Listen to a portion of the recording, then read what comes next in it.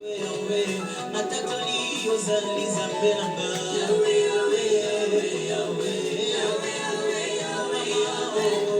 Yahweh, Yahweh, Yahweh, Yahweh nangoza nzambe.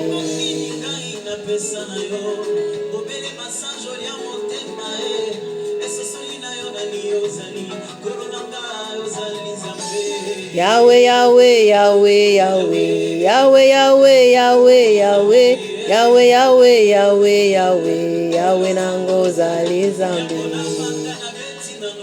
Tobeti maboko mama beta maboko esikoza betela Yesu maboko, betela Yesu maboko, betela Yesu maboko. Banda koloba que Jésus-Christ tu es Seigneur, tu es le véritable Dieu, l'unique, le vrai. À qui te comparer Jésus? Je n'ai personne pour te comparer. Tu es mon rocher, mon soutien, ma force, mon libérateur. Na tongo na yo tokumisa na nkombo nzambe mama ngana yo tokumisa Yesu. Yambo tolobela o nyoso tobela tongo na lelo. Nous t'élèvons Jésus. Nous t'élèvons le véritable Dieu. L'unique et le vrai, l'inégalable. À qui t'égaler Jésus? Nous n'avons personne pour t'égaler. Tu es notre rocher, notre soutien. Tombama Yesu. Tombama Yesu.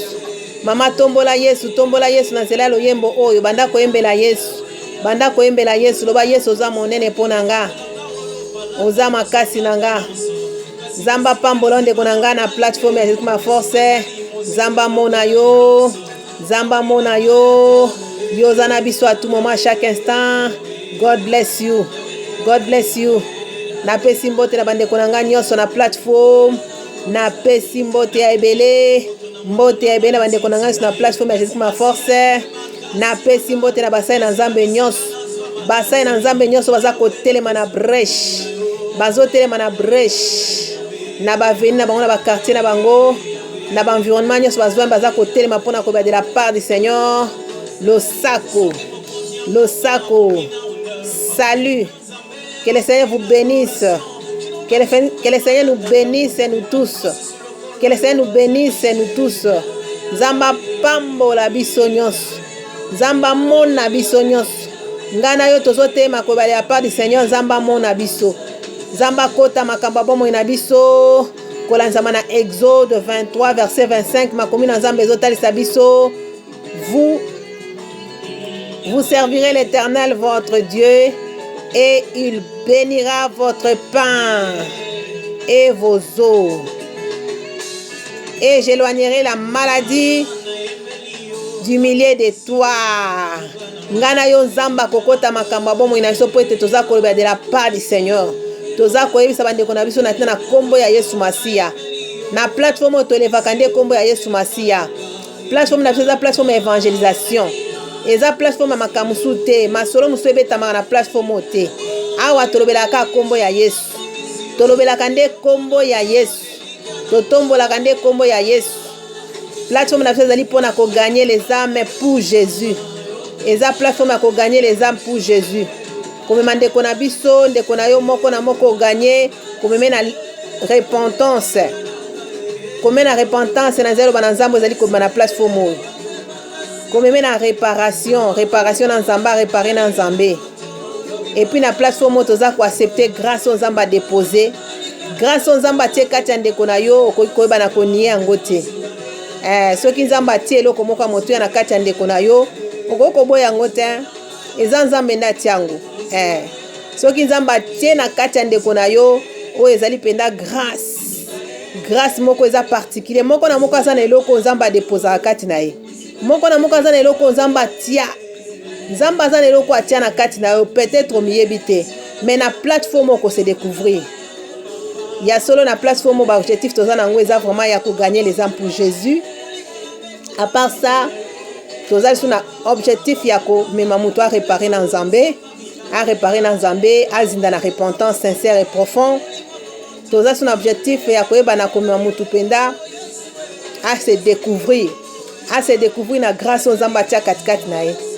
Toza awa pona ko exhorter les uns les autres, ko s'exhorter les uns les autres. Tangu yo za informé de la part du Seigneur, ko bomba ngo pona yo moko te, pesa pende kona yo. Lobela peine de connaître na combat Yesu Masia. Yebisa que Jésus-Christ est Seigneur. Jésus-Christ est puissant. Yebisa que Jésus-Christ est capable de tout. Obomba Yesu pona yo mon côté. Toza pona ko témoigner Christ. Toza pona ko témoigner Christ. Toza pona ko lobeka kombo ya Yesu. Kombo mosute. Vraiment zamba pambola yo lobela kombo ya Yesu kat na plateforme. Yo zo lobela kombo ya Yesu yaka na masolo musute yaka kombo ya Yesu Masia ndio lobela kawa zamba pambola yo. Depuis to bandi vraiment tozo mona ke tozo tambola bien. Moko na moko zo de la part du Seigneur. Moko na moko zo tombola nde kombo ya Yesu Masia. Eza plateforme ya évangélisation. Vraiment plateforme oyo eza tout un mission. Eza tout un mission. Eza mission munene zamba pesa kibiso. Zamba confie mission munene na plateforme oyo na couple mboyo. Na couple mboyo baza oyo zamba telemisi na évangélisation. Na évangélisation ko évangéliser partout. Partout maman. Na bis, na train, si kanyo sokuti ndekono yebise de la part du Seigneur. Okanga munokote, okanga malobate, obanga pete. Verset bikonza ba pesa biso eza Esaïe 2. Esaïe 12 verset 2. Esaïe 12 verset 2. Na répété en lisusu Esaïe 12 verset 2. Yesu aisaki biso alobi ke yene makasi na biso. Mama nanga tozo telema na place pour moko de la part du Seigneur za na makasi na biso moko te. Ezanza mende apesi so makasi ya kotelema koyeba de la part du Seigneur. Soki na makasi na ngai moko na koy kotelema te. Soki na makasi na ngai moko na koy kotelema te. Eza Yesu nde atelemisinga. Yesu atelemisinga atelemisa pe yo. Yesu akokisa pe yo. Yesu akokisa kinga akokisa pe yo. Koyeba de la part du Seigneur. Ko témoigner ce que Jésus-Christ a fait dans nos vies. Ko témoigner que Jésus-Christ est bon. Jésus-Christ est merveilleux. Jésus-Christ est succulent. Yesu a sukali. Yesu a elengi. Hein? Yesu a elengi. Ngana yo tolobe aka kombo Yesu Masia na plateforme mama nanga. Zamba pambola yo. Nalekaki pona encourager yo. Na encourager na musa ozali kosala. Musa ina nzambe. Ndeko na ngai ozwami na plateforme oyo. Musa ozali kosala. Yeba ke nzamba zo kote yo. Zamba zo kote yo. Ce n'est pas hasard. Eza pamba te. Eza na tino zo sa musala oyo. Nzambe nde azomona yo. Caméra ya lola ezo filmer yo. Nzamba azotala. Azotala ndenge ozoyebisa ndeko de la part du Seigneur. Ndenge ozo gagner les âmes pour Jésus.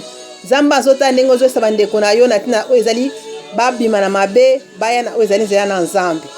Nzamba pambola biso nyonso. God bless you. See you next time. Vraiment nazaki na message muke kaka ko rappeler pour rappeler objectif ya plateforme. Objectif na biso ezali 1 gagner les âmes pour Jésus, 2 commémorer na repentance, 3 tozo reconnaître ba grâce Nzamba déposer na kati ya moko na biso. Gloire à Jésus, que le Seigneur te bénisse. See you next time.